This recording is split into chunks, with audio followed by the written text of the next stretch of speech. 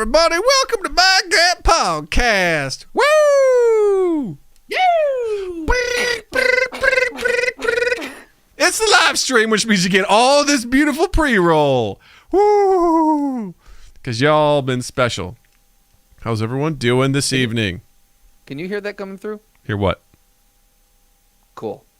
Oh, wait, now I can hear it. Yeah, I just turned it off. Yeah, it ain't going to work for me, so I can just... Turn you off. I'm just going to mute it, and we're going to see what happens. Oh, we'll see, Justin. Doug, we're going to see. You know what we're going to do? We're going to see. Oh, okay. Okie dokie. Yeah, How the fuck is everyone doing tonight? I'm so excited to be here. I'm so pumped. This is so much fun. It's a Tuesday with my friends. It's a Tuesday? It's a Tuesday with my friends. Here's the thing. It's the first Tuesday that we're officially fully streaming on YouTube. Just exclusively on YouTube. And it feels good. I mean, we did a Saturday just on YouTube, on the tubes of you. And it was good. It was fun. It was good. But this is the first podcast exclusively on YouTube. That's right. Check it, lest you wreck it. Don't wreck it. Wreck it, Ralph. No, this is going to be good. Yeah. Super happy to be here. I'm super excited. We got some good stuff to talk about. We're going to have some fun, lots of good things. It's always good catching up with all the peepees out there, catching in, see what everyone's up to. Hey, peepees. What's going on out there? Yeah. What are you up to, peepees? Y'all peepees doing good out there?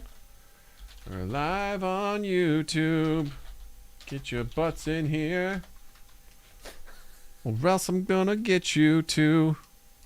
Can we just sing-song everything tonight? Yeah, I'm sure that won't cause us any problems. I mean, is this musical improv? Is that what we're doing? Is that what this is? Can you imagine doing... I mean, I understand people do full improv shows as musical improv, but can you imagine trying to do an entire podcast as a musical improv number? God, that would be awful. Especially because I'm not trained to do that. So, sure, it'd be a real hoot. It'd be a hoot and a half. It'd be a real hoot, as I'm just like, but it just goes back to why musicals suck. Tell me, why do they suck? They suck. What is your official, or should we save this for the podcast? I don't know. Maybe the pre-roll people could get a little... What is your official beef with musicals? Because I understand that you don't like them, and I think we've touched on things here and there. I don't know if I've ever gotten like a crystal clear definition from you about why you don't like them. I think as an adult, what I'll say is when you break, it breaks whatever's happening. It's just there's this immediate separation. It's like there's something really powerful happening. You start hearing the piano come in, like doo doo doo doo doo, and you know what that makes me think? Ba da da da da. Oh, bum bum. I don't like this. Bum bum bum. I don't like what's happening in my life. It's just it's all of a sudden I'm like I don't want to see a musical number. Like I just want you to act it out. Like it's not to say it's not. It's just it's like what's a sport, right? Like golf. Golf is incredibly difficult. I can't play it. I'm terrible at it. I'm terrible at mini golf, right? But there's something to it that like it's not about difficulty. I just don't enjoy it. It's just, when you're going to break from the drama or anything, you know what? But the songs are great. Yeah, they are. They're great. They're catchy. If I want to listen to songs, I'll turn on YouTube or Spotify. I want to play or I want a song. I don't want both. Like it's just so it rips you out of the not the realism, but the immersion of the movie. Yes. Okay. Because Newsies is my favorite one to go back to. And I've said it before, I'll say it again. Because the same thing applies to this movie, which is you got these rough and tumble kids in the early 1900s. These poor fucking kids are out working all the time. People are just, the rich are taking advantage of the poor. You got these kids who are just trying to make it. They've got dreams. They're fighting, trying to maintain their turf. And then they're like, doon, doon, doon, doon. Look out, world, I'm the king of New York. And they just start dancing and they're like, jumping up on tables, doing these coordinated dances. Like, these are tough kids. Like, yeah. I'm like, so I don't believe it. I don't believe you're tough kids. You guys are doing like these coordinated like moves in a bar and then in the streets. And I'm like, I can't get tough. I can't get behind what you're doing after I just watched this kid talk about how he's been an orphan his whole life. And then it's just like they cut into this song. I'm like, don't need to sing about it. So why do you like that then? I just like Newsies. I don't know. It's got Christian Bale in it. It's fun, you know. Is the only reason because it's got Christian Bale? I don't know.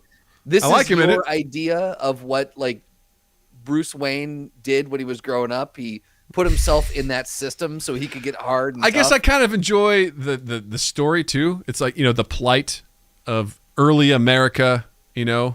I guess not super early, the rise but of capitalism. Well, it's just the rise of, like, you know, these people are trying to do something, you know, start from nothing. They're getting pushed down by the man, and they fight and they unionize, and you know, they're like, we are people too. And I don't know, it's kind of a fun story.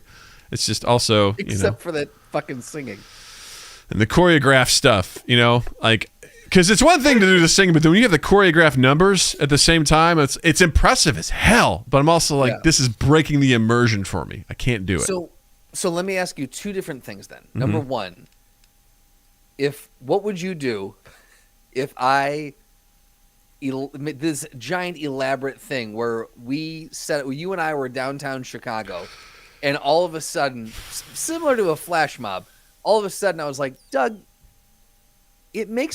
what you're saying reminds me of something that I heard when I was young, and all of a sudden you just heard this whole string section come out of nowhere, and just it's like, Doug, you know what this reminds me of? And I heard you hearing a piano. Reminds me of this time when I was young, and then I'm like, what the fuck is happening? And just people just pop up, and they're like, when he was young, and they just start. Someone just does a spin in front of me and hands me a top hat, and I put it on, and I start singing.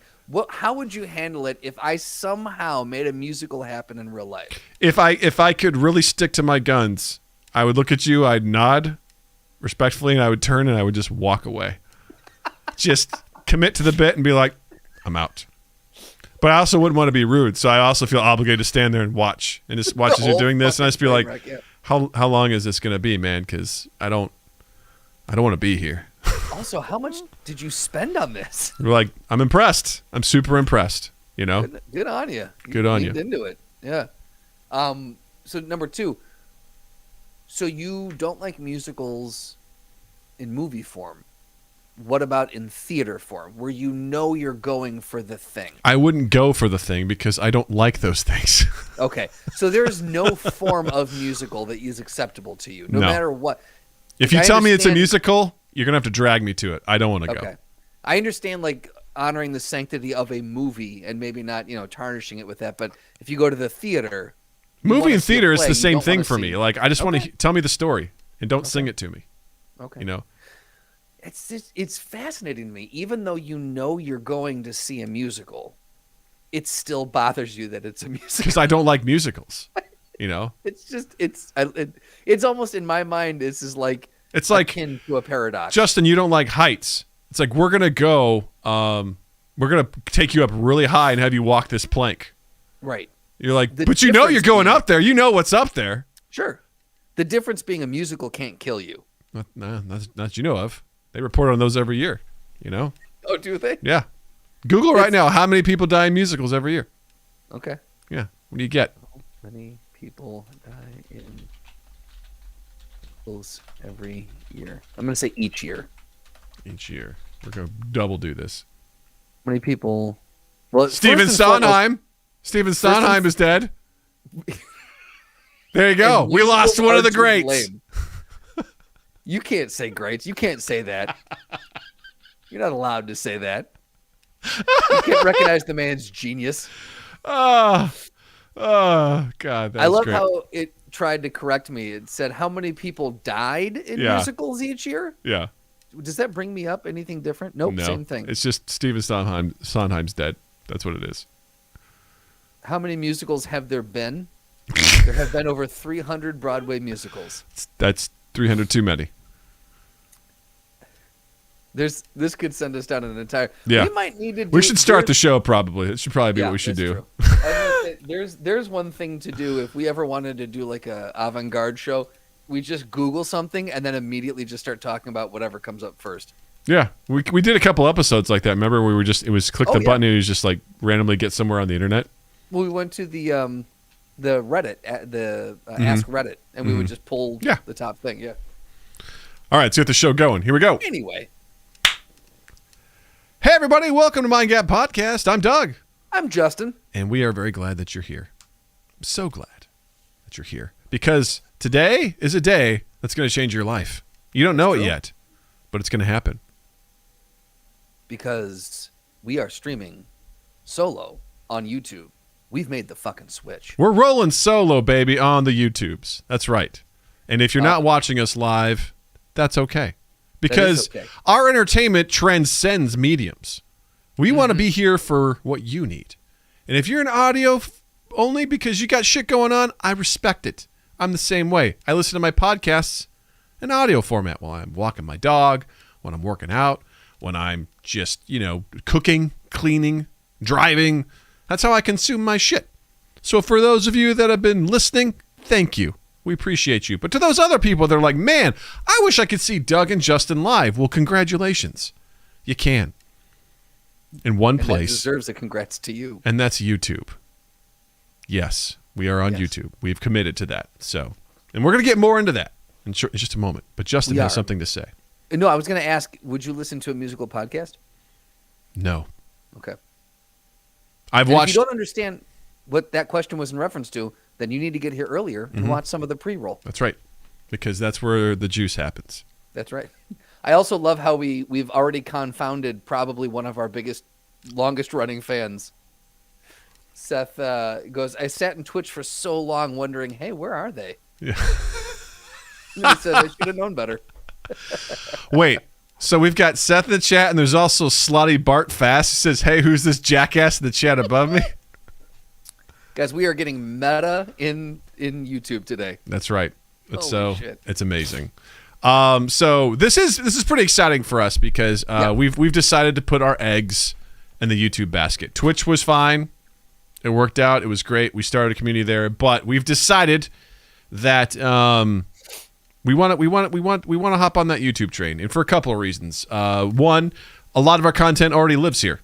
So we post our episodes here. We post some other segments like Ask Practical Doug. Doug watches awkward videos. Justin plays video games. We've got our YouTube shorts there, which, by the way, for us, have done pretty well. It's been pretty exciting. We've gotten some traction there. We're going to start taking out or splicing down the throwdowns and making playlists for just those. So if you want to catch those, that's totally cool. As well as some other stuff that we want to create. And we're like, why? We just want to put it all in one place. So we've hitched our wagon to YouTube. So what I would like to say to all of you out there is, if you like what you see, you like what you hear, do us a huge favor. Click on the subscribe button on our YouTube channel. That's youtube.com/c/mindgappodcast. Hit the subscribe button. If you like one of our videos, hit the like button. It seriously means the world to us right now as we're on our path to monetizing. Watch hours and likes and subs matter a ton right now. Yes. And we've, in a short amount of time, have, quadrupled what originally existed because we didn't do much here. And now we're actually starting to see some traction, and it's exciting. Again, it's not earth-shattering to the average person, but for us, it's a pretty big deal. And we're like, when you don't have a lot, it's when you quadruple like 7, it's great. Or when you quadruple 20, it's amazing. Yeah. When you don't have a lot, a little goes a very long way. Yes. It's super exciting, and it's great, and I'm excited to just grow our stuff here. So, we're on top of that support. If you do want to support us even more, we have started a Patreon, which is very exciting. It's patreon.com/mindgappodcast. Link down in the description. Boy, that's going to get weird to say. But everything you need is in the description of our YouTube videos. You want to follow us, our link trees, all that sort of stuff. Our socials are all down there. But big thing is we've started our Patreon, and we have 3 patrons already, which is amazing. Beautiful, wonderful, amazing supporters. And the big thing about that is there's one tier. It's $5. $5 a month if you want to support us. First of all, it's just a way for us to. We did get some revenue from Twitch. Since we're moving away from that, we're going to try and substitute, what we were earning, hopefully with Patreon, to sort of like fund podcast costs and potentially fund other projects that we want to pursue. So part of that includes getting early access to our content, getting a special access to a special channel in our Discord, and some other cool things. And we're going to do some even cooler stuff down the road where it's just going to be subscriber only stuff. We haven't figured it all out yet, but if you feel like, supporting the podcast, Patreon, head over there and subscribe. It's $5. Just that's the only thing it's going to be. And we are eternally grateful for anyone who wants to do that. But, if I could just be vulnerable for a moment, I've always looked at the podcast as something that's just a hobby. And I never really gave it the oomph and the credit that deserved, because I was afraid that if I leaned into it and tried really hard, then it failed, then it would be disappointing. And I've just decided now that I really enjoy doing this stuff. I really enjoy making the content. I've really enjoyed streaming the video game streams. And just, I'm proud of what we've done. This is our 326th episode. And that means like we have so much content. And part of this to me is there's a sea of content out there. There is a cacophony of options. We've talked about it with streaming services, right? How much content exists in the digital world. We are just one of a bajillion things you could choose from. But I'm also proud of a lot of our content. And seeing some people sort of subscribe to us and stuff, and I'm like, we have a backlog of content. And if someone really wants to go take a gander and they enjoy it, that's awesome. It's just another way just for us to break through and meet more people. There have been a few people who have been bold enough to take on that challenge, namely Haig and Jared. Yes. They jumped on board when they became fans. They were like, I'm going to go back and I'm just going to blitzkrieg this. And those two, I can't speak for anyone else. I know those two for sure have gone back and they have each listened to every single episode.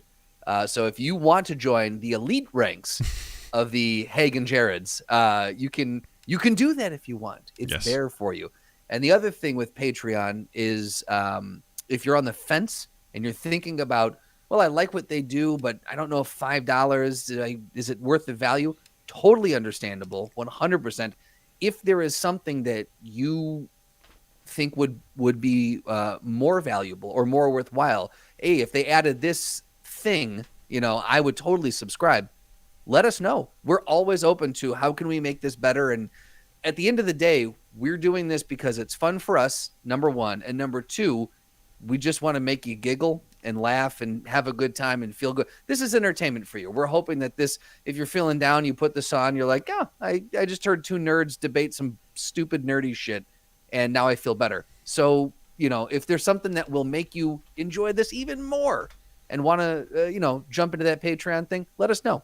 Absolutely. We're open to any and all suggestions. This is an open dialogue. It's a two-way street. And honestly, I think the thing that makes me happiest is the community that we've built thus far. I mean, the fact that we've got Jared, Haig, we've got Zenny, we've got Wolf's Lore, we've got Noah, we've got Alpaca, we've got the list just goes on. Slotty. Like I can't think. I feel like I'm at an awards ceremony and I'm forgetting people's names. Like we've accumulated Sirloin, like just Rolo, lots. Yeah. Rolo, Buzz. Like we've met so many people and we've slowly accumulated this amazing community. And Richie, Jesus, from You Haven't Heard This Music podcast.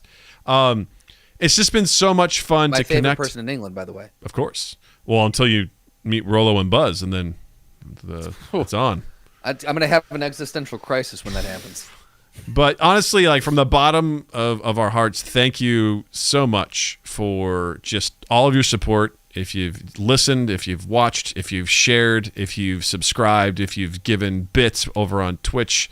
I mean, the fact that we have so many Ask Practical Doug suggestions, which is amazing. And by the way, probably going to be resurrecting Doug Watches Awkward Videos. So I'm nervous to open up the channel for suggestions on that.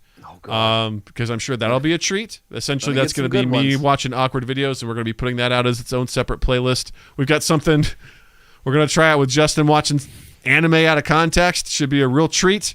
That's Is that the name of it? Anime Out of Context? I don't know. We're just kicking around ideas, but essentially we're going to show Justin a snippet of anime without any context whatsoever, and he has to try and make heads or tails of what the hell's going on. And if you've ever watched anime, it's weird shit. So, yep. And the draw to that is that I know zero about anime, so it's not like I'm coming into this going, oh, I've heard of this one, or I think I remember seeing this one time. That'll never happen. Yeah, it'll be very interesting. So we've got a lot of cool stuff, and we also are kicking around some other ideas. Some things more narrative or just other things. It's I don't know. We're just thrilled. We're excited. I'm motivated. And I really want to throw everything I have at this right now. So if you are here, if you're listening, if you're watching, if you've subscribed, if you've liked, if you've shared, if you've donated, to all of you, thank you. This has been exciting, and I'm looking forward to what we're going to be doing moving ahead. Absolutely. And on top of that, we are going to be making some changes to our release schedule. We'll probably get more into that later, but just know, come January of 2022, we're going to be changing things up a little bit. We'll still, do our streams on the regular days, but you may see a slight change in the release schedule for the audio portion and things like that. But rest assured, you're still going to be getting weekly stuff. So it's all there for you. So, yeah. Yeah. Yeah. Well, Zinni now, Patreon. Thank you, Zinni. All Zinni wants is a little keychain. So hey, we can make that. That's the other thing too. In these early days of all this, you let us know. If you want something special just for you, maybe we can make that happen. Yeah. Well, Mr. Rypash, welcome, sir. Another great human, very funny human being, also wonderful DM, great person. Thanks for joining. Good to see you, pal. Hope you're having a wonderful day. Speaking of great DMs, Matt Mercer just entered the chat, Doug. Oh, yeah? Yeah. Oh, yeah. That's cool. What's up, Matt Mercer? Anyone listening to this is like, oh, my God, did he? So yeah. Just he just said, how do you want to do this? Yeah.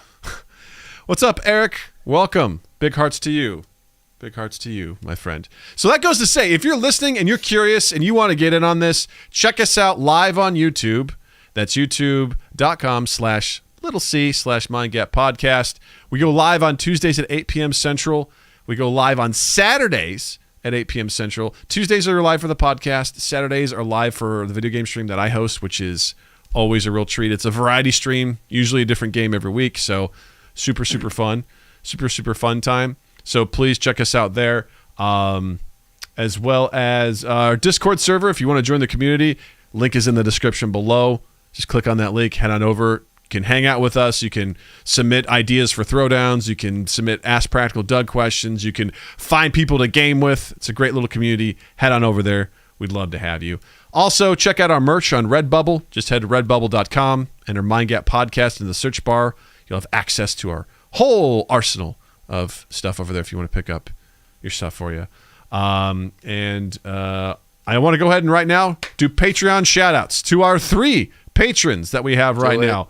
The first one out of the gate, Mr. Wolf's Lore, giving us that Patreon sub right away. Thank you, Wolf. Thank you for being a subscriber. Second, Jared Urbis, all the way from Down Under. Thank you, Jared, for being a Patreon subscriber. We appreciate you. And last but not least, Richie Armour, all the way from the UK, one of the hosts, the heart and soul of the You Haven't Heard This Music podcast. Thank you, Richie, for supporting us. We appreciate you and everything we do. So, after that love fest, I love you all. Thank you all for hanging out with us. You're the goddamn best. Let's talk about some cool stuff in the news. In particular, some Daredevil news. Oh God, I got so my butthole clenched up, and I was like, "What?" I thought for sure they were making an official big announcement, but I'll take this. Yes, I'll 100% take this. Yes, the news is the Marvel boss confirms Charlie Cox will return as Daredevil, which is super duper exciting. I loved the Daredevil series on Netflix. I love Charlie Cox as Daredevil, and when kind of all that stuff happened on Netflix, and it Marvel, I know there's Marvel and Netflix weren't really seeing eye to eye, and the series were kind of left to die. It's fine with Iron Fist. I don't mind that one was left to die, but I think part of it too is not just that they weren't seeing eye to eye, but Disney was behind the scenes. They were, they had the cloak pulled and they were tinkering and getting the gears all in place to start Disney Plus. So I don't think they had any interest in letting Netflix continue with these series. I think it was purposefully letting them die in the vine. Of course, because they wanted them to come back over to Disney Plus and things like that. And Daredevil was, the flagship, sort of Marvel TV show on Netflix, and it was phenomenal. Like, to this day, it's like, if you haven't seen it, go watch it. It's so good. Kind of talking about some stuff we've the stakes are just different in that show. Like, you go from Thanos is snapping to what's going on at Hell's Kitchen in New York. Right. And what's this guy who's blind but can really see, doing, in this. And it was amazing. It was so good. Yeah. And you had Vincent D'Onofrio as Wilson Fisk. Phenomenal, and just, I don't know, so good. They had some amazing fight sequences and tracking shots. Like, it was just so compelling. Yeah. And season 3 was excellent. And then I was like, what's going to happen? And I think it was just universally, everyone was like, what are y'all doing with Daredevil? Right. What about my boy Charlie Cox? What's going to happen? And everyone was like, when are you going to work him in?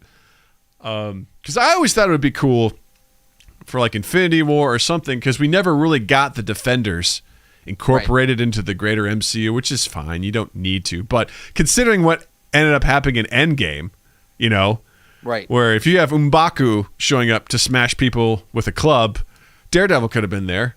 Luke Cage could have been there, like. I was wondering, because I'm like, well, do we really want to put Daredevil in with some of those people who are, these space aliens? Could he hold his own because he's the devil of Hell's Kitchen? He's very much he's got heightened senses, but that's about all he's got.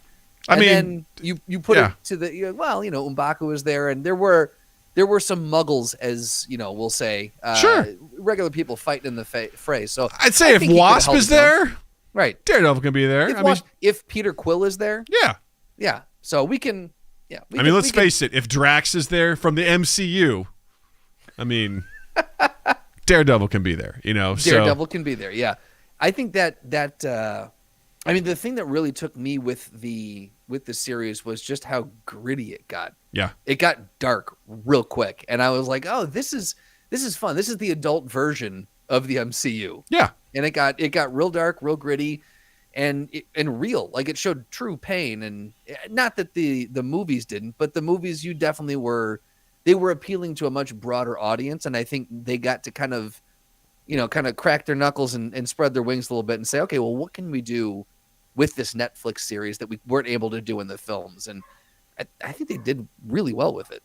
Yeah, and I think that you had more room to breathe, in 3 seasons of this. You got to explore this character, and I don't know, I've always enjoyed that's kind of what I liked about Spider-Man in a lot of ways, is how do you balance your real life with your superhero life, right? Like, Charlie, Daredevil is compelled to help people, He wants to help people, and he's just willing to take a beating to do it. He's just, I don't know, there's something very interesting about him. And then going and trying to also do law, and like, can he balance both? It's like, you really can't. Like, just going out at night, and then, I get tired when I stay up until like 11 o'clock and I have to get up at 5 in the morning to work out. I can't imagine staying up all night fighting stuff, and then like getting getting the shit kicked out of you, and then waking up to be a lawyer.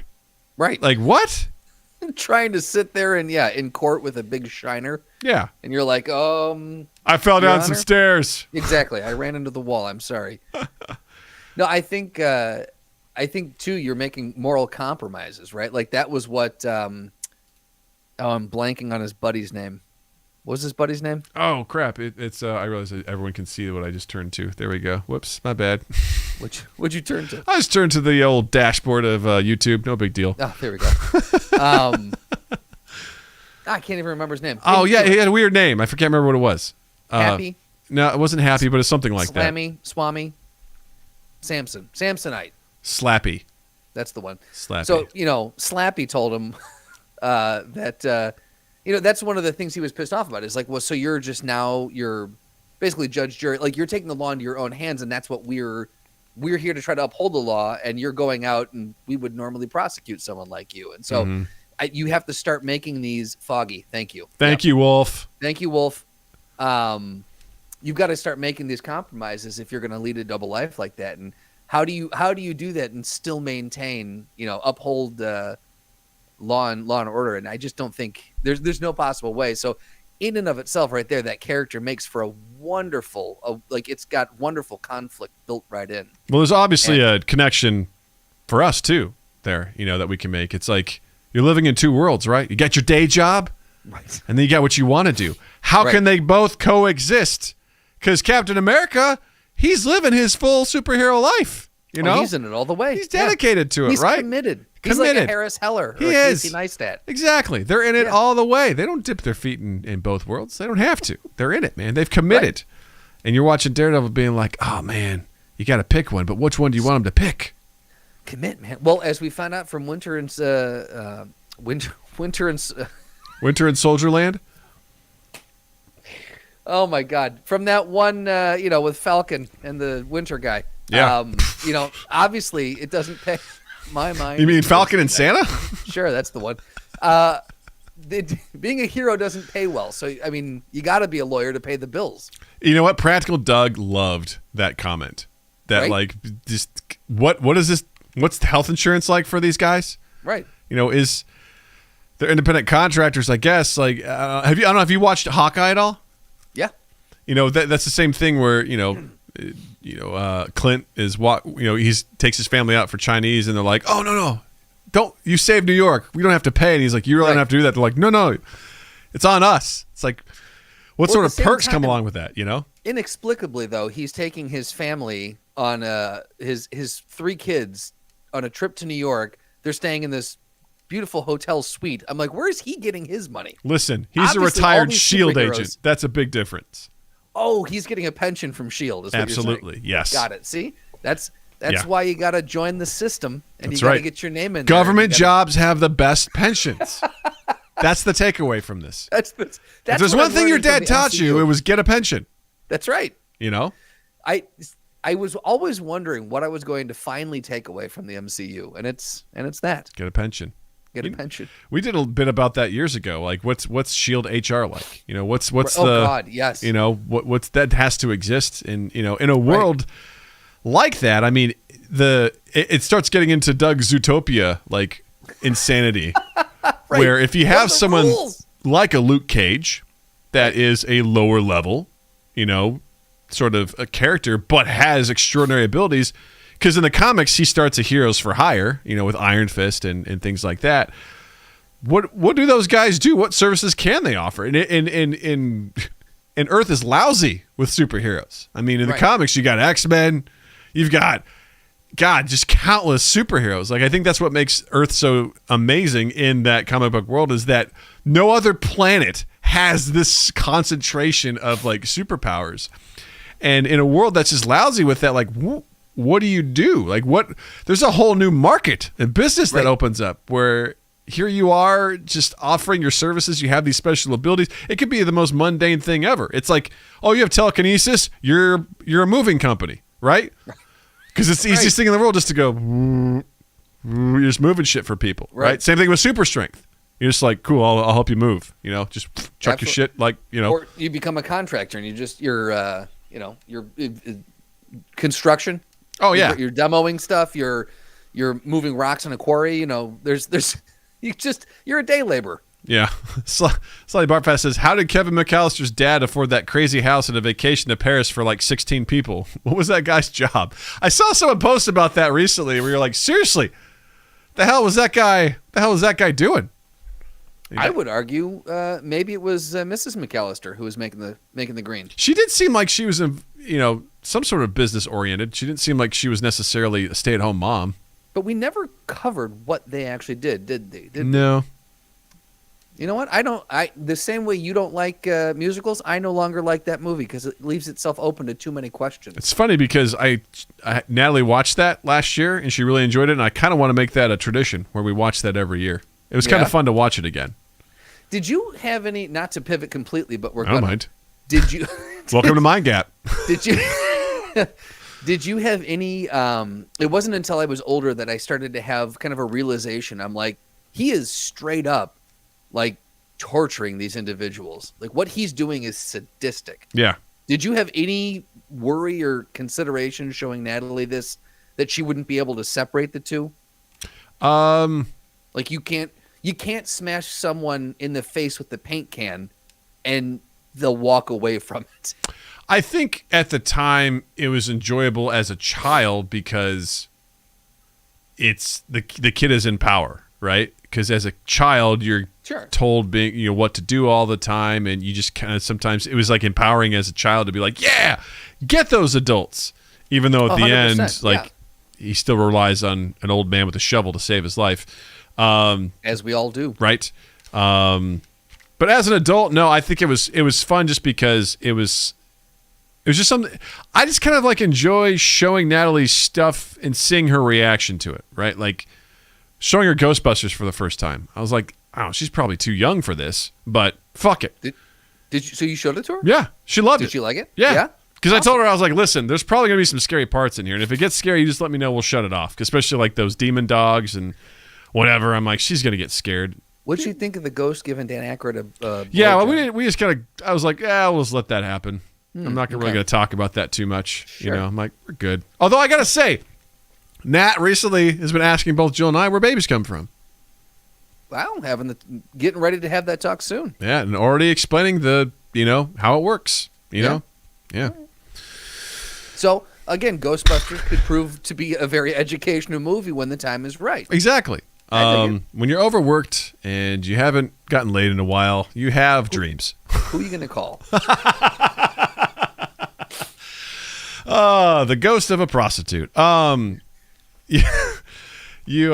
but like I've enjoyed like just sort of, and I cannot wait to show her more stuff. I just cannot wait. And it's so funny because she came in my office the other day and like I was just on YouTube and there was just like a video of the show Arcane, like some sort of thing. She goes, "Oh, Dad, it's that show," because she watched almost the full 3 episodes. She had to stop like the last 10 minutes of the 3rd episode. She got really scared.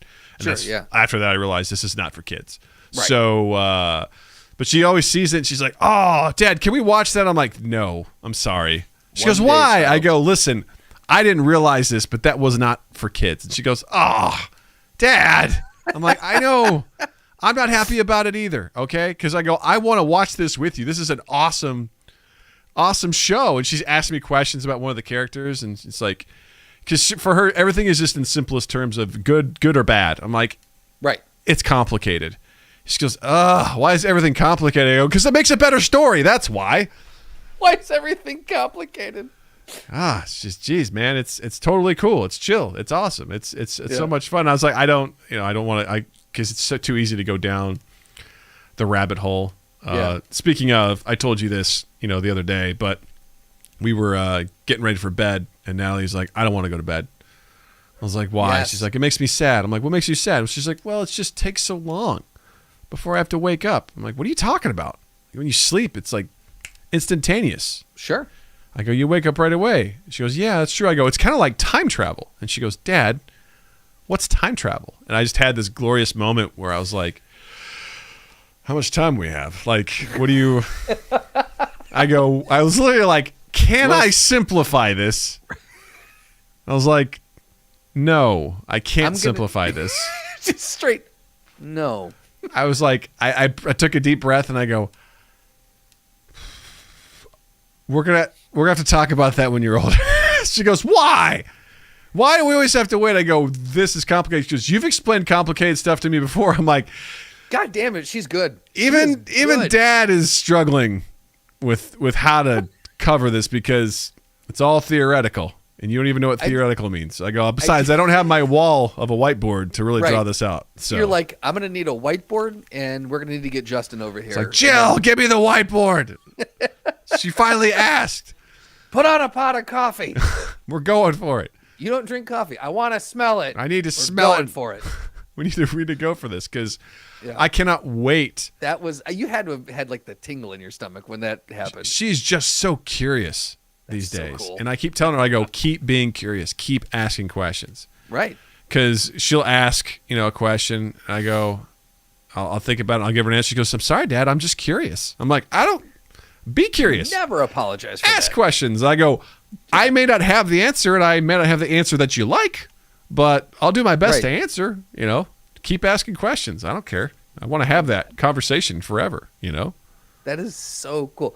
What if you had to distill it down? If she brought it up again and she's like, Dad, I demand an answer. How would you distill down the concept of time travel for a 5? She's 6? 5. She's 5, almost 6. 5. Oh, that's tough. That's so tough. It was hard trying to explain what a funeral was,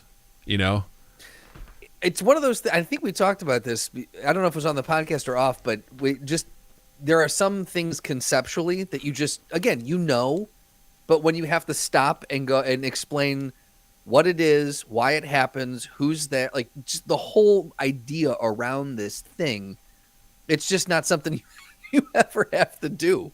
Very, very difficult to explain a funeral. I was just telling Jill today, I was like, I don't envy kindergarten and first grade teachers because you're teaching kids to read, like the concept of a letter and the sound that it makes. And this poor kid, intense, man. This poor kid is like, today she goes, Dad, the word car, you don't really hear the A in there.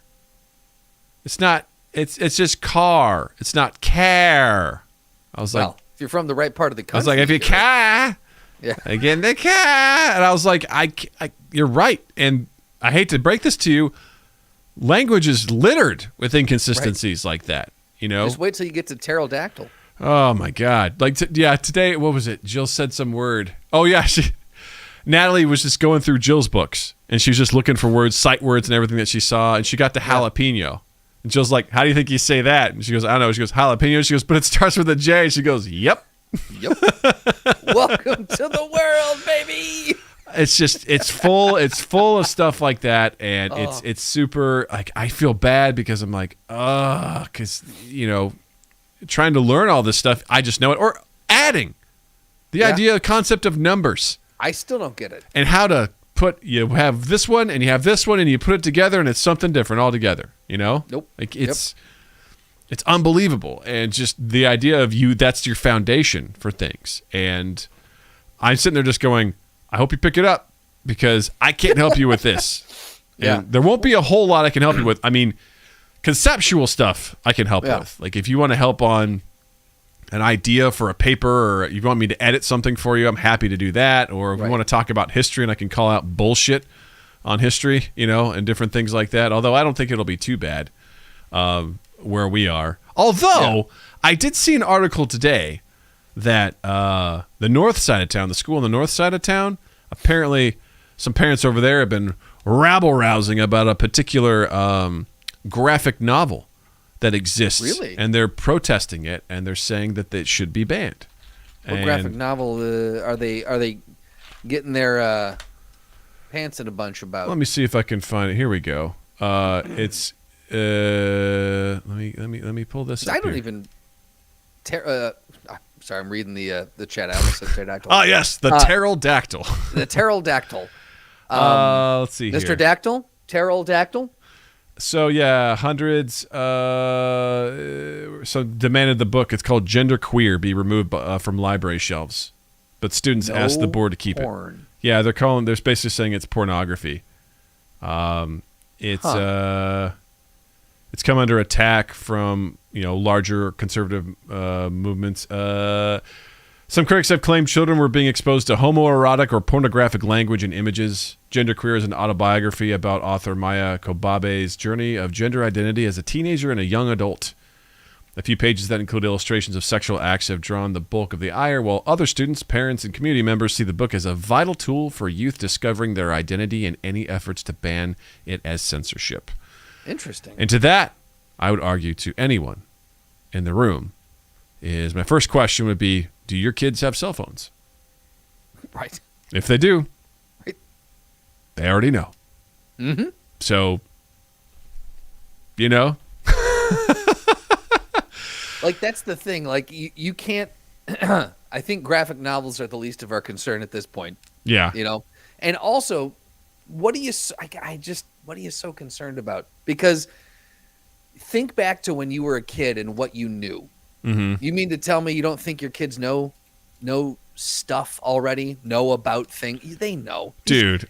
The shit I knew in fourth grade. Like, I'm saying, man, and we had we had nowhere near the resources that kids today have. I think kids get such a bad rap for being either dumb or innocent or they just don't get it. And I'm like, I think adults have straight up forgotten how fucking intuitive kids are. Oh, they kids know shit. They pick up on shit, man. I remember. Also, you shouldn't be scared to let them learn shit. I remember. This is because I grew up in rural Missouri where everyone is fucking gross. But I remember a kid coming to school saying how he watched a porno in fourth grade with like his older brother or something had one. He talked about how there was a scene where a guy basically, jizzed on a girl's like stomach and she like picked it up and ate it. I was in fourth grade. I was like, what? What? Yeah. I was like, huh? I remember having just like these stupid in fifth grade walk around the playground with other people being like, why is fuck a bad word? Like, they're just words. Like having what I thought was this deep philosophical moment of like, love it. They're just words. Like, why are they bad? Like, why can't we just say them? And just days on end, like just sitting there thinking and considering like, they're just words, man. What does it all mean? And I mean, I look at that, it's like, yeah, I mean, would I want a fourth grader learning about, apparently there's something about using a strap on in this book? No. But a high schooler, are they watching R-rated movies? Right. Probably. Like, what's the right age? 19? Is a 19-year-old good to go? It's like just these. Well, yeah, and I guess that's the thing too. Is like what, I understand there's got to be some separation between like hardcore penetrating sex in, like, we probably don't want to show that in school. Sure. Yeah. But at what point do you draw the line from educating and exposing people to an idea or some, just exposing them to something beyond what they're used to seeing or hearing about, and then stuff that is, I guess, explicit or illicit or whatever. Like, the line is very blurry, but I think we can't coddle kids. I'm not saying we should show them full hardcore porn, but at the same time, coddling kids also doesn't help anything because they're going to seek it out, man.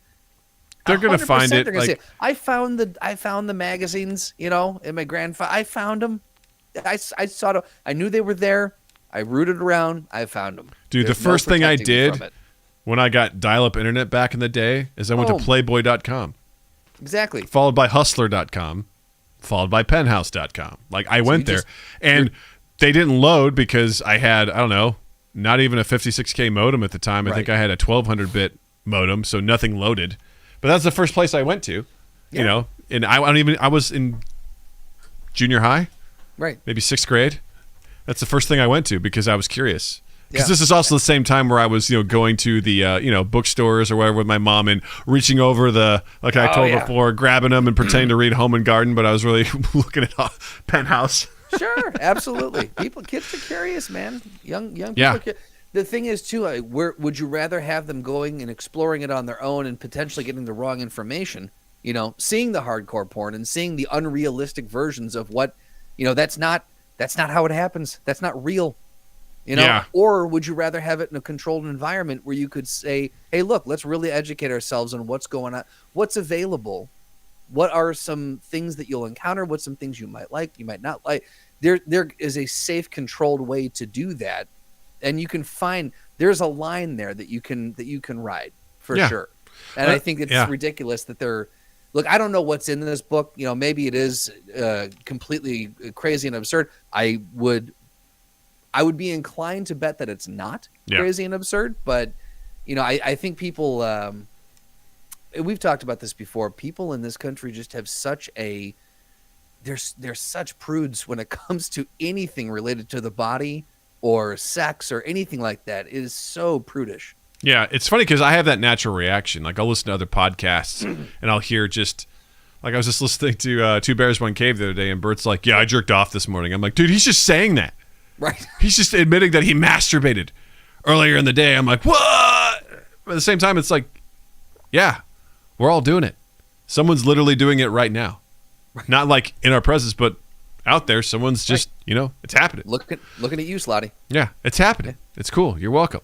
You notice how Jared isn't in the chat? What do you think he's doing? Right? He's at work, taking care of business, TCB, as the Aussies do. Yep. Give himself the good old rootin' tootin' Tuesday. That's right.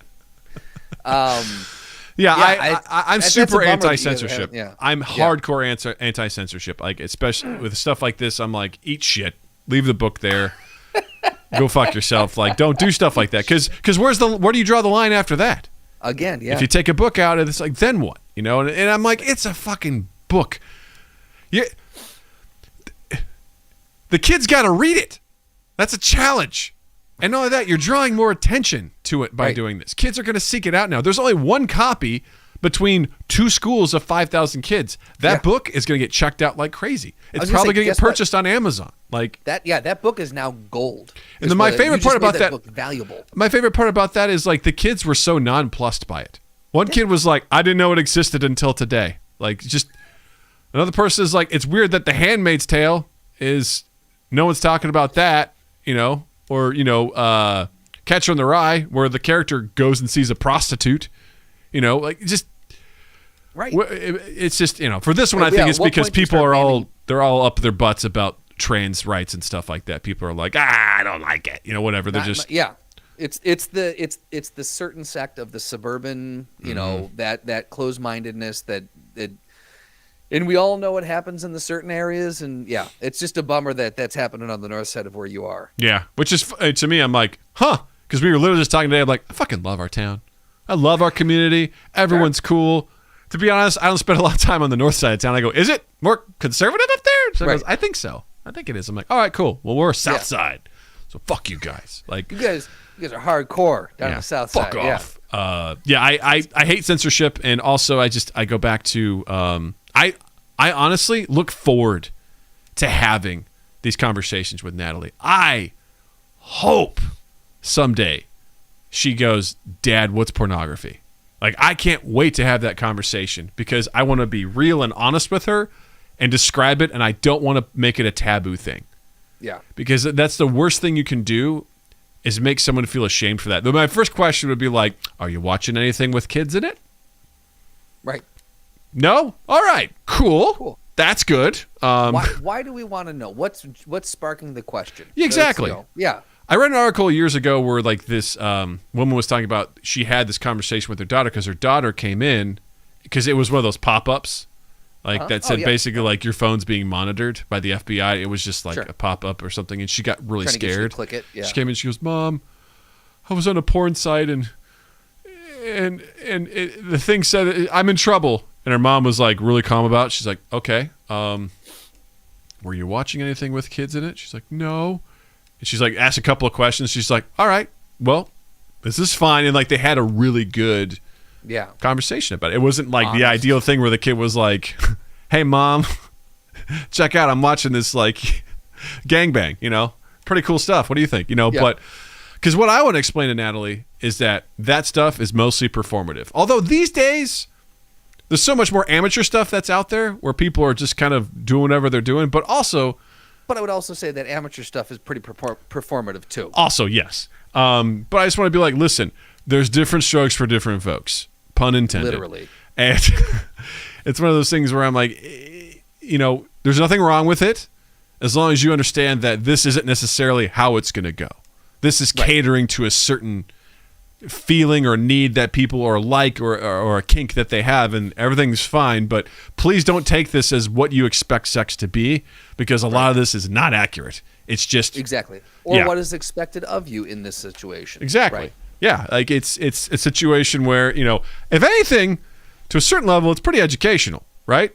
Because one, it's double-sided, because one, you can find out what arouses you, which is good. Like, oh, what do I like? But also, it's like you got to be careful because you could just go down a terrible rabbit hole of ever consuming like this is all I need, and it can desensitize you. So 100%, yeah. Which is dangerous. I don't know what it's like for women. I tell you from a man's perspective, a little bit of that goes a long way, and you don't need a whole lot because that gets to be a real monkey on your back. Yeah. Well, like it's like any vice, you know, like the more that you do, the more you have to do to feel the same thing. And it's no different than any other thing that you imbibe in. Yeah. Be it drugs or alcohol or anything. Yeah. You know, really it's the same kind of thing where you do it in moderation, do it responsibly and you know, use it for how you need to use it, but don't let it run your life. Like anything, don't let anything run your life. Noah says Vice City. That's right. There you go. I remember, it's funny because I'm like, I'm glad I didn't grow up with that access to the porn. I did have access to porn, but it was on an older computer and with much slower internet. That was when I had 56K bit, you know, modem internet. Yeah. But I remember particularly because I looked at a lot of photos because videos just were endlessly buffering back then. It was just a real tough way to get what you needed. But I remember looking at a lot of photos and I heard my mom coming upstairs to the room and I was like, oh God, what do I do? And I just like, as soon as she walked in, I just pushed the button. And this is back where you just push the button and the computer turns off. I was like, what's up, Mom? And she's like, what are you doing? I'm so like, you're just sitting here in front of an off It's like computer? nothing. She goes, yeah. You know, if you're looking at stuff on there that you're not supposed to, then we'll just shut off the internet. I was like, I wasn't looking at anything. God. And I was like getting up. And by that point, my boner had died. So, you know. Tony Hobbs. Does dial-up modem porn even count? Of course it does. First of all, welcome to the stream, Anthony Hobbs. It's good to have you, my friend. Good to see you. Of course it counts. Of course it counts. Everything counted within the relative time frame, right? Did magazines count? Absolutely they did, you know? It's just nowadays... Dial-up counts no more. No more, yeah. But nowadays, like that's the one thing I'm actually... If there's one thing I'm nervous for, it's getting Natalie a phone. Oh, absolutely. It's just because the unmitigated access to... Social media is the thing I'm most scared of for her. For sure. Terrified. More so than anything, yeah. Just because I'm hoping... We can have those kind of conversations where like, listen, this is not real life. This is a facade of what people want you to think, of people seeking attention and people spouting their opinions. And I think I saw a tweet a couple weeks ago that says, we were not meant to know the inner thoughts of everyone on the planet. 100%. It goes back to that 150 monkeys thing. Right? Yeah. Like we are supposed to be, we are hardwired to be in smaller packs and know each other there and migrate around with each other and then spend time. We are not supposed to be able to just randomly jump on and go, what's someone thinking in Germany today? And find endless amounts of thoughts and idea. Like the access to ideas and things like that can be powerful, but it is just too much. It's too much for any one person to take in. The amount of information, I think that's what it is. I've noticed for myself, and we've talked about this before on the podcast, but I've noticed for myself how short my attention span has gotten. And I like to think that I'm old enough to, 38 years old, I'm old enough to logically tell myself, okay, you need to get off this now, you need to whatever. But if you've got someone who just gets it sucked into it, someone younger who's still developing, it can really, really be detrimental. Like I find myself now in a 2-hour movie sitting there and after about a half hour going, geez, how long have I been watching this? It used to be nothing for me to watch a movie. I'm fine until I'm forced to do something I don't want to. Like, I don't know, a meeting at work. And I'm like, musical. I'm just like, all of a sudden my hand starts wandering to the minimize button. I start going somewhere else, and I'm like, huh. Especially I'm like, this meeting does not pertain to me. I'm like, click. What's going on Twitch right now? Like just who can I lurk on right now? Who can I give a view to? Or, hey, can I play this? Can I play Monster Train right now? Because that doesn't involve the keyboard. I just click and play a deck building game during a meeting. Yeah. Do you find yourself, because one of the things I noticed actually within the last few weeks is how I jump from task to task while working, and my productivity has gone down because I'm so used to with reels and with tweets and everything moving so quick. I can't focus for more than I'll be working on something, trying to like troubleshoot a problem, and in the middle of it, I'll abandon it and check Slack for no reason. There's no new messages that popped up, but I'll pop over to Slack and I just realized I just abandoned this thing that I was working on without even thinking about it. Yeah, I'm pretty bad with that as far as like, because there's so many distractions, right?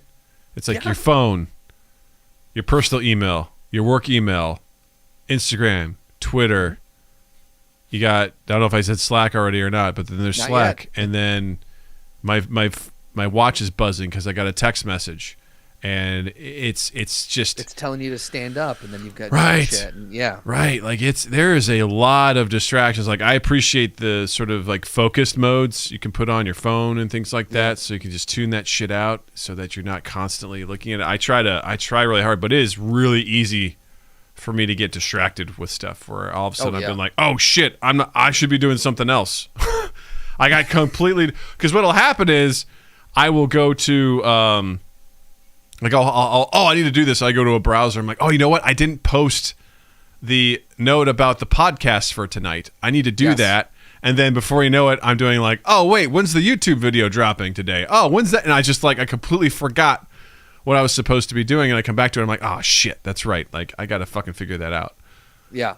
That's the easiest. That's the same way it happens for me too, is that you'll if it's not just mindlessly abandoning the task, it's that thing where you have too many thoughts piling on top and you go to do the thing which sparks another thought and you check that midway through, and like you said, before you know it, 4 tasks later you're like, oh shit, wait, what was I originally doing? And it just starts that cycle all over again. It's so funny because I saw a funny tweet a while ago. It said like being adult is mostly you walking around your house muttering to yourself, why did I come in here? And I find myself, like, I'll come in and I'll open up the fridge. And I was like, I came over here to get something out of here. What was it? And I can't remember what I mutter every time. And I'll say something like, I have some sort of, like, mantra that I do that I don't even realize that I'm doing it. I'm like trying to focus. Like, that helps me. It's like Ruxin in the league going, dun it, dun it, dun it. He calls it Shark Ruxin, looking for some sort of litigation. Dun it, dun it, dun it, dun it, dun it. I'm doing the same thing, trying to be like, focus, say the thing, and then be like, I came in to get the chickpeas. That's why I got it. Like, you know, because I'm getting distracted even trying to do that. It's crazy. Yeah. Hobbs says, I can't pay attention to passive content at all anymore. What do you mean by that? Like, what kind of passive content? Just like a porn picture that doesn't do anything for you anymore? You gotta is he talking about like? Is he talking about like endlessly scrolling on like Twitter or Instagram? Yeah, like passive, like where you just you're not going there for an intent, just passively scrolling and passing the time. Gotcha. That's my assumption of what he's talking about. But that is something too where I've been trying to talk myself more out of. Like if I'm doing it, I keep every time I see a video that's like the same as like a trend or something. Like this is the 4th one that you've seen that's covering the same thing. This is telling myself this is boring. Get off of this, and trying to remember, almost like it jarring myself out of that like trance it puts you in order to close it. I'm trying to break that for myself. Yeah. Noah says Slack? Nah. My work group chats span 3 individual text chains and 8 Facebook Messenger groups and about 30 email chains. Gross. Woof. I fucking hate email chains. That is like my new pet peeve. I'm like, can we? Is it?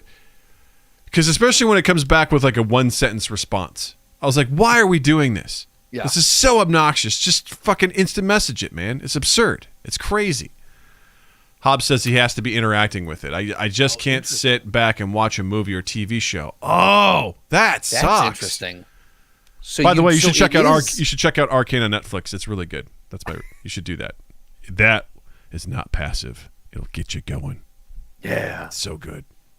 So that's opposite of what he was talking about. So he actually has to be like interacting with the Instagram or with the whatever. B says Reply All is going to end humanity. I will end humanity. I will set off a nuke over Reply All. Fucking Reply All. The rage I have gotten when people reply all, and I was like, do you realize that everyone on this fucking chain, because what'll happen is This was at my last job. This drove me up the fucking wall. I would get so mad. You'd hear me just go, ah, from my office because someone would send something to a distribution chain and one person, Noah says, I only reply all. Fuck you.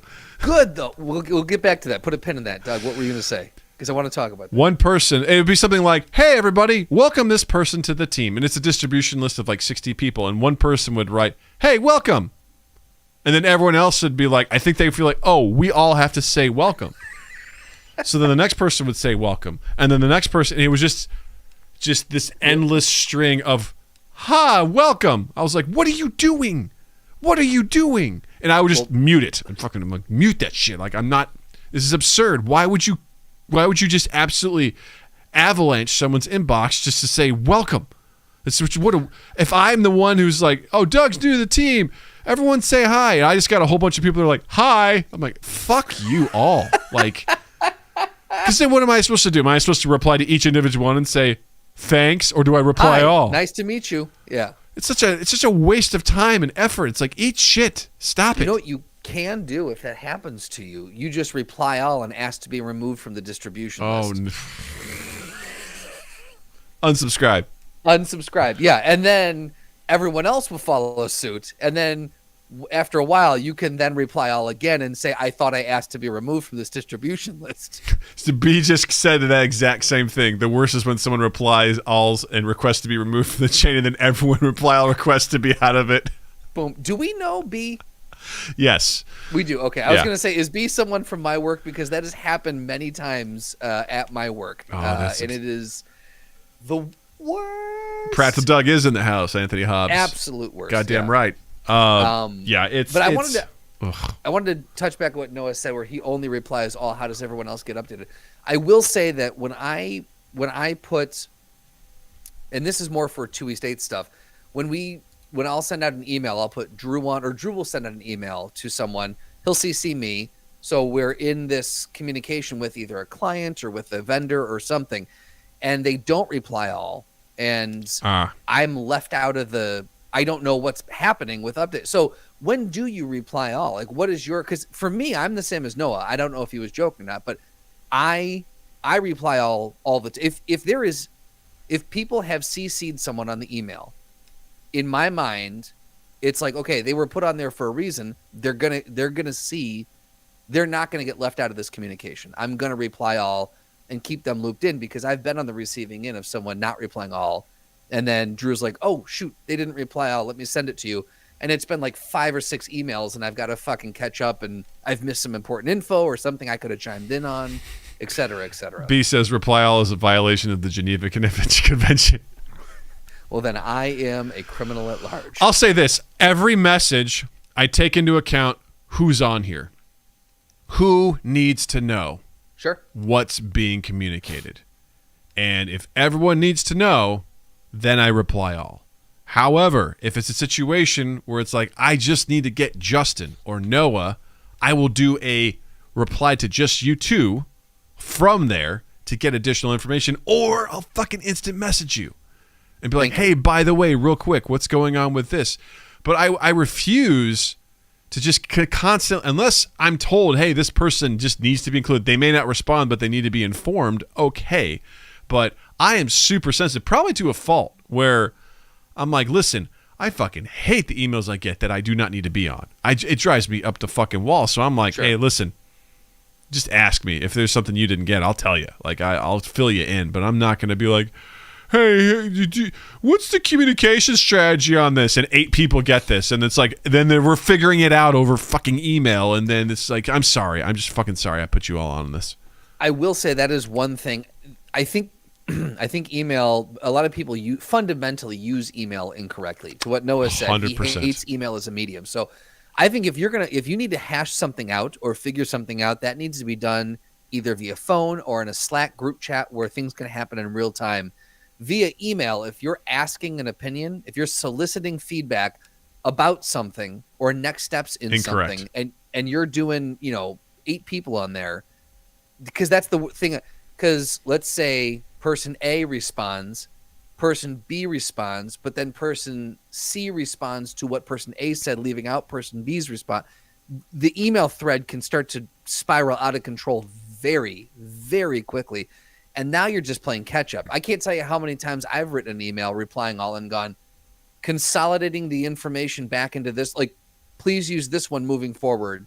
And to have to do that is just a fucking pain in the ass. Yeah, so it's gross. I think replying all is secondary to the primary issue, which is people need to use email correctly. Yeah, no, I look at email as a formal documentation of something.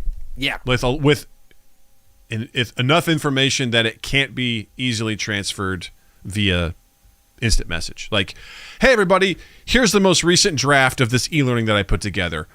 Please review it by end of day tomorrow. I would like, if you have any feedback on the design, like the way that it looks, please give that to me here. If you have any feedback on the script or the words, this goes here. If you have any questions, let me know. Right. That's it. That's not something I'm going to put out in Slack. But if it's a quick, like, hey, what's our communication strategy with this? I'll try to find the people and just pop that over to them real quick and see what's going on. That could also potentially be an email too. Like if it's like, hey, just, documenting this sort of stuff. Because I hate when one thing lives in email, another thing lives in Slack, and then this stuff is just everywhere. It's like, can we fucking consolidate this shit? Because when it comes to sharing files or like links to stuff, I'd rather that be an email as opposed to Slack. Where it's like, oh, wait, you sent this one to me in Slack, but this one was in the fucking email and I can't fucking find it. But anyway. Every time you have to go, all right, where did I get that again? Yeah, and I'll say this. Someone brought up, what about BCC? BCC, that's some espionage shit right there. Oh, that's 100%. Actually, it could be sexy shit. Where you're like, hey, I'm BCCing this list because you guys are fucking morons. And I don't want anyone replying all. So here's the message. That's the equivalent of like, I'm going to tweet at you and I'm going to block you. Right. So you can't respond. Like when I get a BCC, when I'm on a BCC, again, it's more in the espionage realm where they're like, I'm going to throw you in on this so you can see what's happening. There's that chaos part of me, the Justin that you love is like, what if I just replied all and said, hey, I'm here too. And just blew the cover. Or just like always want to do that. Someone responds, you just write back, false.com. Here's the link, Here's Snopes. Yeah. Good luck. Good luck, you piece of shit. It's like, oh, I didn't know Justin was here. Yeah, BCC is like, I'm gonna put you on this, but you gotta sit there and be quiet and just watch, see what's happening. I'm letting you know that I'm laying stuff down, but they don't know that you're here. Like it's happening. That's some sneaky shit. Sliding in. Sneaky shit. So would you say that replying all is a practical thing to do or an unpractical thing to do? It depends on the situation. Okay. Well, since we're stretching our practical muscles. Yeah. You got the questions, we got the answers. All you do is ask. Who? Practical. Who? Practical. Who? Practical. Who? Practical. Who? Practical. Who? Practical. Who? Practical. Who? Ask Practical Doug. Oh, shit. We're asking Practical Doug. Oh, yeah. Yes. We've got so many.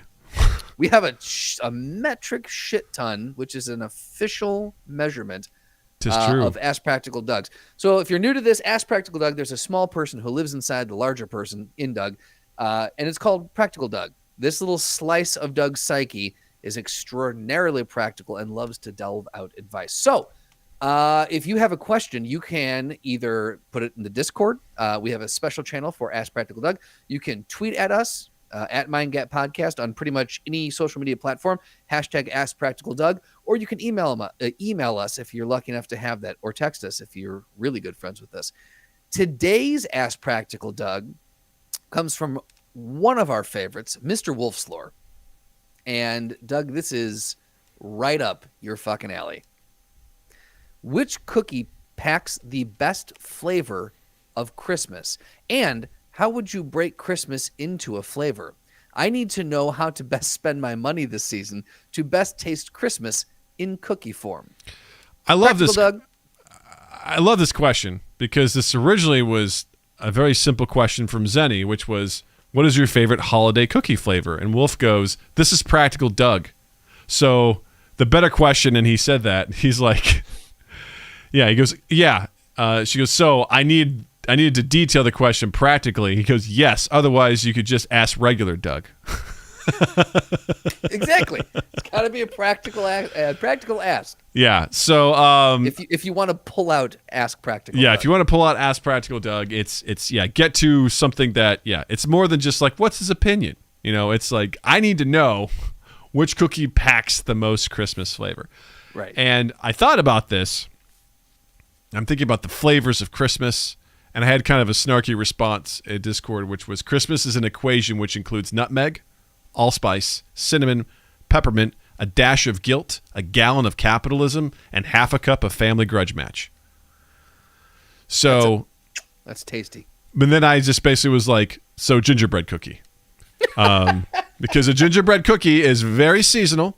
It gets in a lot of those flavors, right? There's that ginger, there's some cinnamon, there's some sweetness to it, and it's something that you think gingerbread houses. The frustration of building one, it's a mess. They don't. Wolf said, no, it was get confused. Everyone changes their names in the Discord over Christmas. Jingle My Bells, aka Jared, said, that's fair. My family once had a shouting match over gingerbread. Exactly. And not only that, let's face it, Christmas, just like Thanksgiving, I don't know what's worse. I don't know what's worse for family drama, Christmas or Thanksgiving, but shit comes out, man. It does come out. I have to say, stereotypically, I think Thanksgiving wins on that one. In a throwdown versus Thanksgiving and Christmas, as far as what brings out the worst in a family, I gotta say Thanksgiving. It's challenging because Christmas also involves gifts, so there's an added layer. It could go either way. There's more chaos with that. True. Because if you give the wrong gift, don't give a gift, spend too much, spend too little, there's a lot more stress involved with that. Although Thanksgiving just seems loosey-goosey. We're all just sitting down for a meal, getting some beverages. Like Vikings. We're going to be gluttonous, and then... Yeah. And I think that's the thing where Christmas still has, even though it's got the presents, the capital, there's still this like that kind of magical overtone of like, we're all friendly and lovey. There's something, there's that layer of magic over Christmas that I think Thanksgiving is a little bit more raw, and I think that's why I think you're right. You're going to have family. Look, if your family is prone to drama, it's going to come out in both. So agreed. And the thing is, they're only a month apart. So, I love that. Really, that scene from Scrubs where, Turk has explained to JD like how crazy his family is. He's like, I've got, what is it? He's like, someone's yelling at my mom because she burnt the turkey and it's burnt black, and then my militant cousin whatever is saying you can't say black anymore and yelling at them for that, and then my aunt whatever is trying to put her head in the oven because she's having an episode, and you know what? We sit down, we have our meal, we say we love each other because in a month we're gonna do it again. Like just that's it. Yeah. Well, it's true because if you go to war on Thanksgiving, it's all Christmas is just a rematch. Yeah. And I would say that waiting a month. Christmas, there's a lot of like, this is for the kids. There's the religious aspect of it. There's some things that are like, for Jesus, we need to be in our best behavior. Okay. He's out front in the manger. I almost said the menagerie. It's the same thing. I get so uncomfortable when I walk by houses and they have a nativity scene. I'm like, ugh. I'm like, walk a little bit faster. I'm like, gross. No. Ugh. There was one house that I walked by, and I was like, this nativity scene I can get on board with. They had, I can't remember specifically what it was, but they had like a cardboard cutout of somebody. They had like a Ninja Turtle. They had all these like oversized dolls out in the nativity scene, and I was like, yes, that I can get on board with because you get it. This is light trolling on a Christmas holiday. Yeah, I can appreciate a good trolling. Yeah. On it. Real quick, a couple of other ones that were asked. Noah said, is chapstick worth it, or do you just buy a huge tub of Vaseline? Obviously, a huge tub of Vaseline. Go to Costco, get your Vaseline, problem solved. Next question. Let's see here. What's the best? B says, what's the best excuse to give to not see the family you hate over the holidays? Listen, this is it. Listen closely, B, because I'm going to give you a real inside scoop here. All right? Long time ago, we determined, my friend Jeff, who's no longer with us, gave me one great insight. You can only use it once. It only works once. Okay? So you have to use this card wisely. But if you want to get out of something and you're willing to accept some humility here, you just calmly and politely say, I have explosive diarrhea. I'm unable to attend. Have a good day. That works for getting out of work. If you can play that while you're telling them, also useful. Because if you're willing to say that, in most cases, people are like, huh, I mean, what do you say to that? Liar. You got to sell it. You can't be like, yeah, man, I got diarrhea. I can't make it tonight. But even then, some people are like, are you serious? It's like, yeah, just fiery shits coming out of my body. I can't make it. People are going to be like, oh, okay, man. See ya. Because people are like, I'm not feeling well, or like, oh, he's full of shit. Like, no, I am blowing it out right now. You give them an undeniable, like, no one would admit that unless it was happening to them. Like, and listen, even then, they shouldn't be admitting it. Listen, I'm going to level with you. All right, Justin, I can't make it to your wedding. Oh, no. Why? What's going on? What's Listen, wrong? It's just, I've just haven't really been feeling well. Yeah. Been sweating a lot. Listen, man, I have really bad diarrhea. I can't leave. Every 5 minutes, it's just pouring out of me. Yeah. I think whenever I wipe, it's mostly blood. Oh no. It's just. Look, you get better, man. I'm gonna try and walk my gift over to you guys at least and drop it off. No. I don't know, man. You know what? Don't even worry about it. I don't know, man. It's okay. It's totally okay. We don't need it. It's Oh fine. God! You just. You okay? Oh no! Hang up the phone. You're out. Problem solved. I will say, honest to God, no joke. We did have someone at my work about 2-3 years ago use that excuse. Yeah. And they told us, I'm having diarrhea. You can't compete. We can't. There's no response. And you and I have talked about this for we've talked about this before. The first place my mind went was, oh my God, this is Doug's excuse. Like, this person used it, and 0 people called her into question. Her, yes. Yeah, because that's the thing. I'm having diarrhea. I'm having diarrhea. It's like, because the thing too is everyone knows that's an awful situation. So they're going to empathize immediately and be like, all right, man, take it easy. Yeah. And Ori goes, I'm shitting that day. I can't come. I'm shitting that day. Sorry. That doesn't play as well. Yeah. So you guys got not only a Ask Practical Doug, but the chat got Speed Round Practical Doug. And that's what you get when you hang out live. You might get Doug to do some of your in-person questions live right here. The other thing that you'll get when you come watch us live is you're going to get to see us debate in person. Welcome to the Throwdown. Woo! Welcome, ladies and gentlemen. Yeah. We're here. It's happening. Okay. It's the Happy Haps.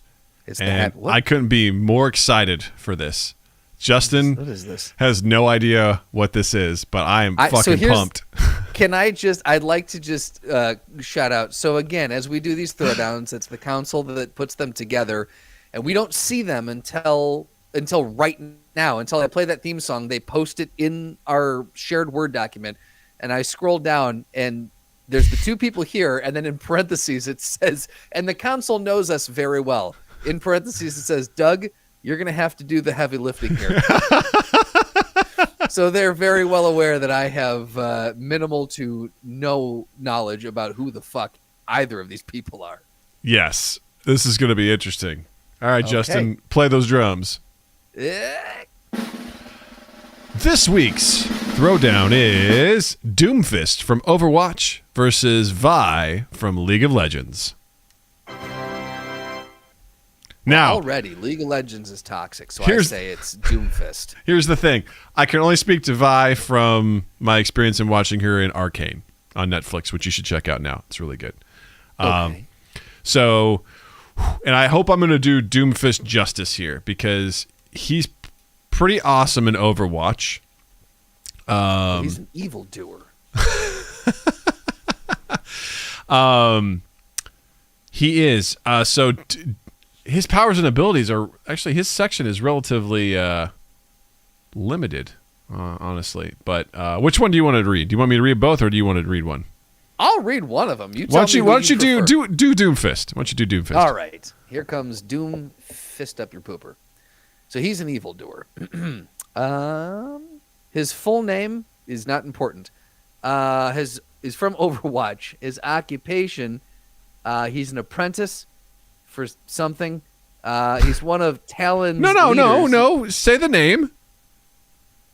No. Say the name that he was an apprentice to.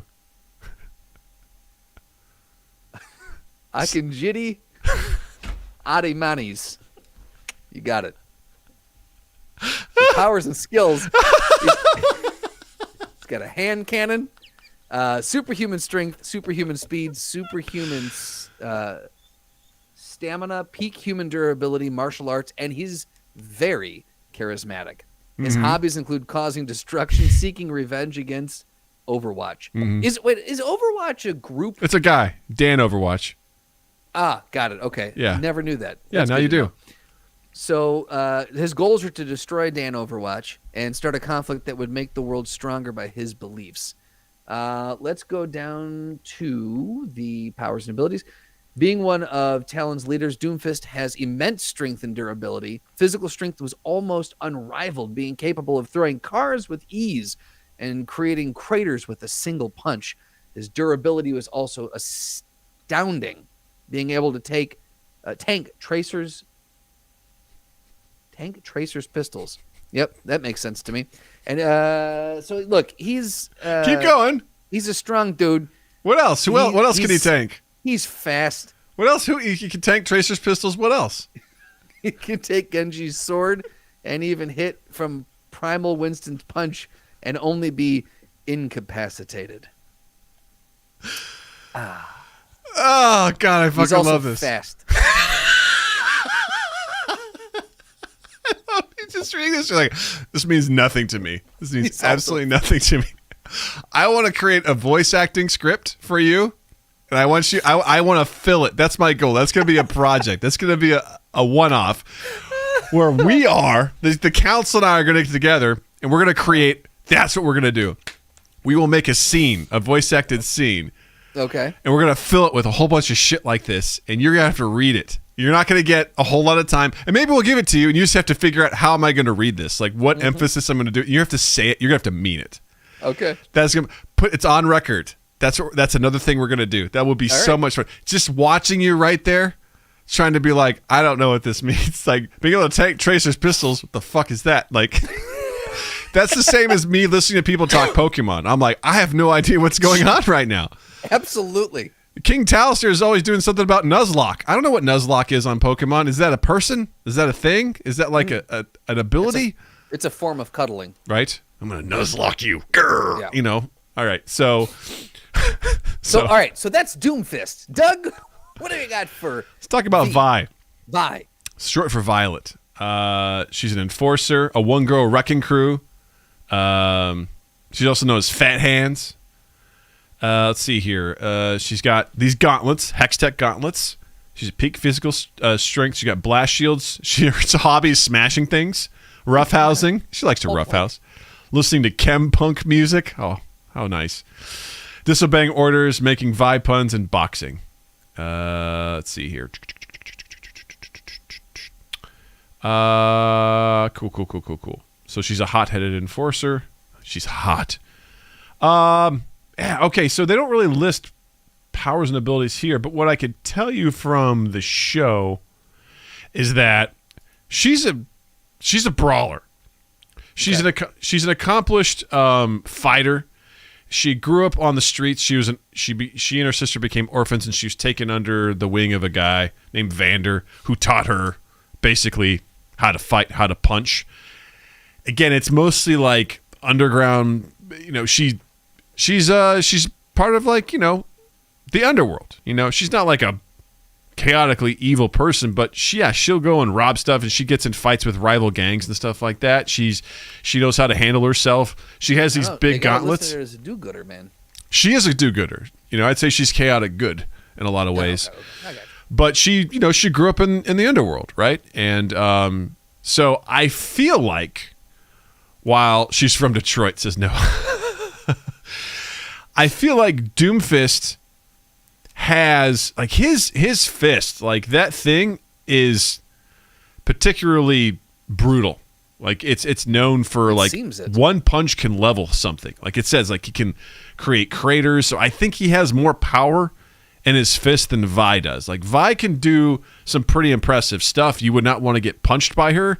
Sure. But Doomfist and his ability to move, he's got cannons on his gun, and I've seen what he can do in the game. A really good Doomfist player is fucking annoying. But she's got blast shields, though. She does have blast shields, but and she has 2 fists, and it looks like he's only got the one. He only needs the one. Vi is enhanced by magic. Her gauntlets, again, I can't speak to League of Legends. I can only speak to her from the show. She does have those enhancements, but from where we are on the show, she oh, you're right. She does get some of that magic, doesn't she? It's not really, because she takes that potion at one point in time, that tincture. The tincture. Yeah, so I wonder if that will play a factor later on. But she gets in a fight with those Hextech gloves. I don't know if there's maybe another one. And she does one-on-one with a regular person who also has some enhancements, but I don't think she can handle a Doomfist. That's the thing. I mean, as Slotty said, but it's a Doomfist. Yeah, I think one hit, it's one of those things where one hit from that would probably absolutely do her in, and she leads with her face a lot, like an interesting combat style. Well, because they say, I mean, she's a brawler. Like she does some amazing combos and shit, but someone goes, "I see you're still blocking with your face." Like, right? Okay. And Noah says, "I mean, the lady is basically low-level Doomfist." With that right there, she's a low-level Doomfist. She's not Doomfist. There you go. And as much as I love Vi, she's phenomenal. She's great. I think Doomfist, his speed, his ability, his meteor strike, like his right. It's no joke, man. And I think Doomfist, unfortunately, I think is going to take this one. I think Vi would be a violent and valiant effort, but I think Doomfist would come out ahead. Based purely off the fact that the type of villain he is a psychopathic brute, and one of his crimes is a jailbreak. That speaks volumes. Well, I mean, Vi has also fought off some psychopathic, people as well. She's fought off basically mindless, like, mutants. And a psychopathic brute? Yeah, I mean, I'd argue she's fought off some of that stuff, but I don't think they don't have the same power that Doomfist does. Have any of them broken out of jail? Because Doomfist has. Vi broke out of jail. Well, you're starting to make an argument against Doomfist now. Yeah, but Vi broke out by someone like getting her out using she didn't break out. Using, she was sprung. Using BCC. They got her out. Reply all. I'll be ready. BCC. Go out the back door. Another successful throwdown. Pew! Awesome. That was good. What a great matchup. That was so cool. I loved that one. I love that so much. That was so much fun. And again, I hate to say it again. We're just going to go ahead and ease right over to recommendations. I wasn't going to do it again. Doomfist does have a gun on his knuckles, yes. I wasn't going to do it again, but fucking Arcane, guys. Like, you're really fucking into this, seriously, man. Noah watched it, and he and I were like DMing back and forth, and we were having a really good discussion about it. I've watched it twice. Okay. It's so good. Like, I hope I'm not upselling it too much. You are. It was so enjoyable, man. Like, I just really liked it, and I don't know. It was so cool to the point where I'm kind of like nudging Jill a little bit. I'm like, do you want to watch it? Because I'm a pretty good judge of what Jill will like. She's not usually typically into fantasy stuff and sci-fi and things like that. But I'm like, this story is so good. I think you can get past like the steampunk stuff with it. You know? Okay. It's a baby cartoon show for babies. Bullshit. Because it is not for Natalie. I'll tell you that much. No, sir. So I'd definitely recommend that. And I'll also say this. Currently, I'd recommend Wheel of Time. I was a little... I talked to Sasko, and he was not happy. Well, Sasko's not happy. That's it. I haven't read the books, obviously. I was not thrilled with the first 3 episodes, but I've watched, I think, 5 episodes now, and I'm like, okay. Okay. I still think some of the CG's a little... but... little sketch. The story is growing on me a little bit. I mean, I'll reserve judgment until it's done. Okay. And then also, I'm enjoying Hawkeye right now.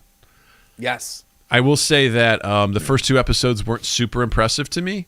I feel like the action in it is weird. I feel like the action feels overproduced. If that makes a sense. If that makes a sense. Does that make a sense? Like I feel like there's a lot of cuts and there's a lot of, I don't know, it doesn't, I feel like I've watched other things like Falcon and Winter Soldier and the action sequences, sure, for lack of a better phrase, feel more realistic. Sure. In a sense of just like, this seems almost CW-esque in a way for some of the action sequences. I feel like it's hard to base a entire property around an archer and not have it feel that way. Mm-hmm. Yeah. Do you know, like with Falcon and the Winter Soldier, you've got someone who's got an arm and a shield, and you've got someone who's flying. With this, you've got someone who's shooting a bow and arrow. I feel like you do have to manufacture as much excitement out of it as you can. I do like some of the, like the scene where he dropped down in the car. Yeah. You know, before like some stuff like that, I thought was all right. But is there any scene in particular, without giving away spoilers, you can speak to that you were like, eh? Yeah, I'd say the first episode during the auction, like that whole sequence in the wine cellar. I was like, that went on a little long. I was like, and yeah, it didn't feel good. What I like most about it are there's some very touching moments that are very subtle with Jeremy Renner and Clinton Barton, and just there's a lot of pain there that he's trying to deal with and process. And especially in the last episode, I felt myself being very, very compelled just by considering like what he's going through. There's, you know, the scene where he's talking to his son on the phone and, you know, and everything like that. Like that was really humanized him. In a way, and that episode really brought me back around. I was like, okay, cool. And also, like, you know, the Echo is the name of the character that's in it. Yeah, she's phenomenal. Her story is phenomenal. Like, there's a lot of cool elements, but the first 2, I was like, I'm not really feeling this. But I don't know. I'm going to give it a shot all the way through. So that was a lot of me talking about recommendations. Justin, what do you got? Nothing. That's fair. I recommend Hawkeye as well. I think it's. I agree with pretty much everything you said. I think it's got an interesting place to go. I hope they go there. I feel like it could diverge into. It could easily diverge into an Iron Fist-esque, like the worst side of the Netflix series, or it could turn into a Falcon Winter. Like. It's at a crossroads right now, and it could go one of 2 ways. So I'm hoping. It seems as though it's going to turn into the good lane. We'll find out. But I would definitely say worth a watch. And then I just finished Billions, season 5. Season 6 comes out in January on Showtime. So if you have access to it, I would strongly recommend checking it out. It's not an easy show to binge. They are like almost full hour-long episodes. But there's something about it. After a certain amount, you get real sucked into it, and it's a pretty good. It's very Greek tragedy. You know, these are all extraordinarily flawed characters, and you know, who just can't get out of their own fucking way. Yeah. But what is interesting is that it gives you a really cool insight into the world of extremely high finance, like the billionaires, the hedge fund people, and then the legal side and how a lot of people, it shows you how in politics, how quickly and easily it is to get corrupt and start making those little moral compromises that then snowballs into something else. And from everything that I've read, a lot of people from Wall Street and a lot of people, political analysts and stuff who've watched the show have said this is one of the shows that does the best job at accurately representing how things really do run on both sides of the spectrum. So interesting. If you're watching it, yes, they trump it up a little bit for some drama, but rest assured, as you're watching it, this is not a inaccurate representation of what happens at the top, what happens in the rooms that we will never be allowed in. Interesting. And then the other thing I wanted to recommend real quick was 8-Bit Christmas on HBO Max. Okay. Steve Zahn, June Diane Raphael, and Neil Patrick Harris. The child actors in this are fucking amazing. They are so funny, and there's a few of them who we're seeing the beginnings of some careers we're going to be watching for decades. It's not a groundbreaking show by any stretch of the imagination or movie. It is the next generation's reimagining of A Christmas Story, of Jingle All the Way. That, thank you. Yes. Maybe a little bit of the Goonies. There's a few other, I can't remember. Jack Frost. Yep, you're nailing them right now. Keep going. What else you got for me? Let's see here. That claymation Christmas thing that comes out every year. The Rudolph one. Yes, and the Frosty absolutely. One. Yep, and absolutely. Yeah. And a little bit of Citizen Kane. Yes, Yep. yes, all rolled into one. It's a good Die Hard.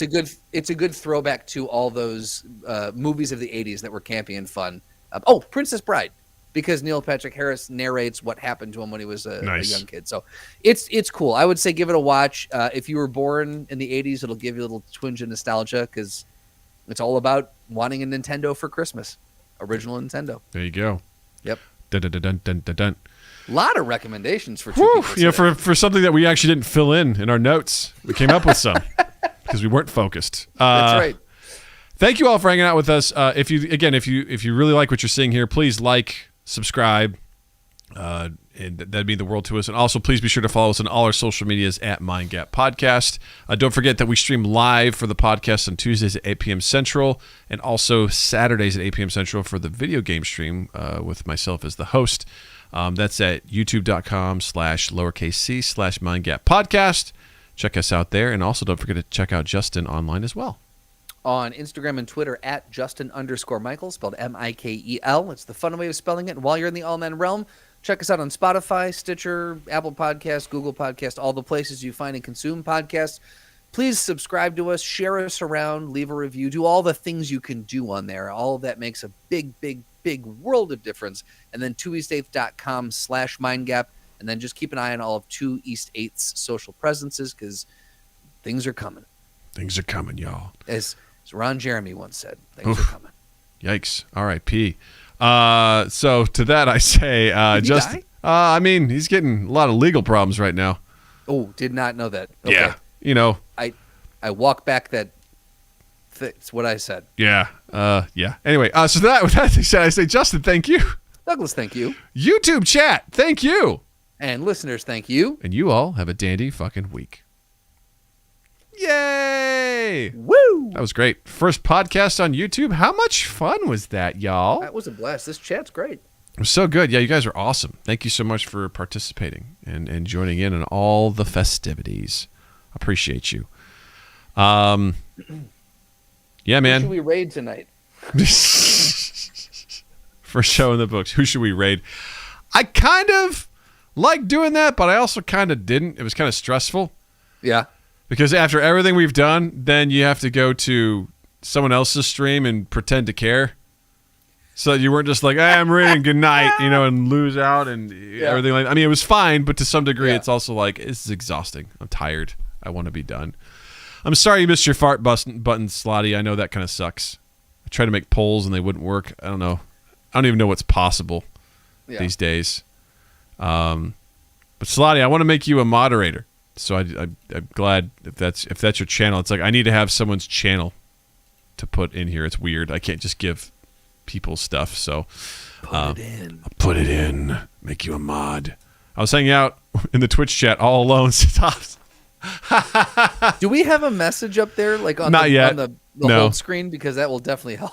Yeah. No. Moving forward, we will be here, Mr. Hobbs. So Yes. check us out here, especially for all of the videos and stuff that we post. It makes sense because when you subscribe, you'll get notified. You can turn on the notification too if you want, or not. If not, I get it. It's annoying, Yeah. But it'll let you know when we go live, when we post videos, and we're planning on posting a lot of content. Ideally, multiple times a week, if not every day. Probably not every day because that's a lot to put out there, but lots of stuff. So it should be a good time. So, well, everyone, I hope you have a lovely evening. I hope you enjoy the rest of your week.